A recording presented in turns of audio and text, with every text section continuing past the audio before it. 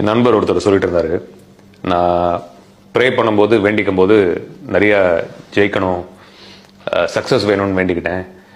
ஆனால் பொறாமை கொடுங்கன்னு வேண்டலை, என்னை ஏமாத்துற மக்களை கொடுங்கன்னு ஏமாத்தலை, வேண்டலை, கஷ்டங்கள் என்னை கொடுங்கன்னு வேண்டலை. ஆனால் அதெல்லாம் வந்துச்சு ரொம்ப. ஸோ சாதிக்கணும், ஜெயிக்கணும், சக்ஸஸ் அப்படின்னு நீங்கள் நினச்சிங்கன்னா கூட இதெல்லாம் சேர்ந்து வரும். உங்களை ஏமாத்துறவங்க இருப்பாங்க, உங்கள்கிட்ட நடிக்கிறவங்க இருப்பாங்க, உங்களை கஷ்டப்படுத்துறவங்க, போட்டி, பொறாமை எல்லாம் வரும். இதெல்லாம் வந்து ஒரு பேக்கேஜ். இது எல்லாத்தையும் ஹேண்டில் பண்ணுறதுக்கு மன வலிமை, புத்தி கூர்மை, செயல்திறன் இதெல்லாமே நம்ம வளர்த்துக்கலன்னா சக்ஸஸோ ஜெயிக்கிறதோ நம்ம ஆசைப்படக்கூடாது.